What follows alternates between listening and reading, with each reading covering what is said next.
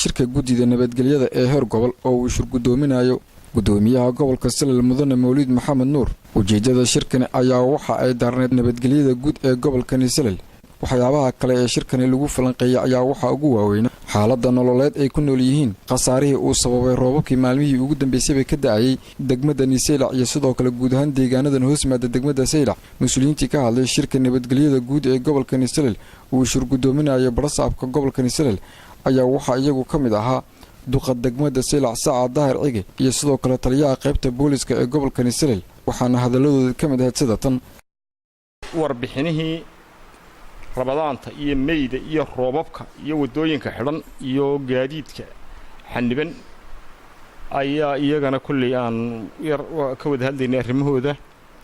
way fadhiyaan barasaabkii maayarkii taliyii sirdoonka taliyii marayniska taliyii immigrationka taliyii tulbataareeda gudoomiye beedankada leeyahay ciidamadu si fiican bay shaqadooda wada wataan. haddaan afkii ciidamada ku hadlo 5 ciidan baanu kulli halkan ku joognaa wada shaqayn fiican baa naga dhaxaysa si fiican baanu wada shaqaynaynay. badda lafteeda roobku waa ka deeyeen shaqo badan baa taala soo gaaraysa qayladaan naga soo gaaraysa deegaanka u dhaxeeya laanta marada ilaa ceelgaal in xooluhu aad ugu dhimanayaan oo halkaan xanuun ka dilaacay ka waxaan xanaanada xoolaha ka codsanayna halkaan sidii gurma degdega lala soo gaaro dadka xoolo dhaqatada ah ee arda dhibaatada laga soo sheegayo kulli anagoo ma saxaafad ha noqoto ama cidii kale mas'uul joogta gaari doona soo hubin doona say xaalad tahay. waxaan ka codsanayaa wasaaradda xanaanada xoolaha heer gobol iyo heer wasaaradda horumarinta kalluumaysiga xoolaha in arrintaas si degdeg ah uga soo jawaabto. degmada Saylac way ka xiran tahay wadooyinkii labada dhinacba. wadada Djibouti ilaa iyo Saylac isku xidha way xiran tahay. wadada isku xidha Ashacadi iyo Saylac way xiran tahay. saaka waxaan shaqadeedii bilownay annaga iyo guddida horumarinta wadada degmada Saylac saan u furi lahayn wadada isku xidhaysa Lawicadiya Saylac isku xidha saan u furi lahayn baan hawsheedii bilownay. waana arkaysaan way socotaa gaadiidkina way shaqaynayaan hadii Ilaahay yiraahdo bari ama sahan dambana in gaadiidka waynu soo maraan rajaynayna hadii Ilaahay yiraahdo. taas markay naga dhamaato haddana waxaanu bilaabi doonaa Ashacadiya Saylac saan isku furi lahayn ayaan bilaabi doonaa hadii Ilaahay yiraahdo. insha Allah hawsha wadooyinka xoogan saaraynaa si ay magaalada u furmi lahayd adeegii iyo baahiyihii bulshadu ay u heli lahaayeen waan rajaynaynaa inay furmi doonaan insha Allah taala. waxaan halkan ku qabanay shirkii guddiga nabadgelyada ee heer gobol. waxaa lagaga arrinsanayay xaaladda guud ee gobolka hadday nabadgelyo tahay iyo hadday tahay khasaarihii roobabkii ka dhacay. runtii khasaarihii roobabkii ilaa imika xogtooda iyo xaaladooda way socotaa. xaaladaasoo Saylac culays badan keentay wadooyinkii oo aan ilaa imika shaqadooda socoto weli aan sidooda u fahmin.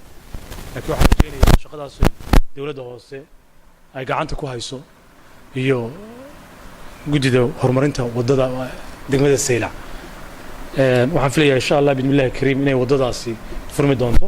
warbixinta uu gudoomiyuhu xagga siday wadada u furmi doonto. qodobka labaad ee guddida nabadgelyadu maanta halkan ku gorfaysay waa dhinaca badda oo xaaladda badda maadaama xilli roobaad lagu jiro. una sheegay taliyuhu inuu badda xaaladdeedu imika sugan tahay badduna ay haatan degan tahay. gobolku guud ahaan nabadgelyadiisu maanta way fiicanta meel wanaagsanna way maraysaa alxamdulillahi rabbil caalamiin oo ilaahay loogu mahadnaqo.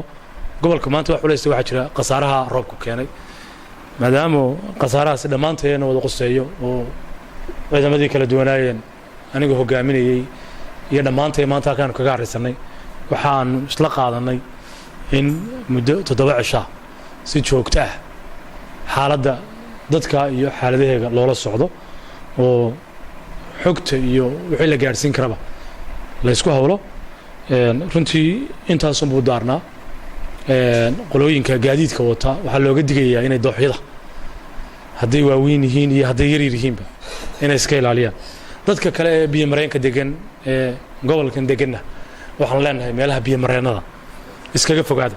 labadani mas'uul oo iskaashanaya waa barasaabka gobolka Salal Mawlid Maxamed Nuur iyo sidoo kale maayirka degmada Saylac Saacad Daar Cige ayaa waxa ay safar ku tageen qaar ka mid ah deegaanada hoos yimaada degmada Saylac si ay u ogaadaan xaaladda nololeed ay ku nool yihiin iyo qasaarihii ka soo gaaray roobabkii ka da'ay maalmihii ugu dambeysay iyagoona maalintii shalay ahaydna bilaabay sidii ay u furi lahaayeen wadada ka timaada magaalada Looyacado kaasi oo ay soo maraan gaadiidka waaweyn ee lagu canshuuro kastamka degmada Saylac. waa Cali Axmed Diiriye Cali Dhigadrool wararka Ariel TV magaalada Saylac.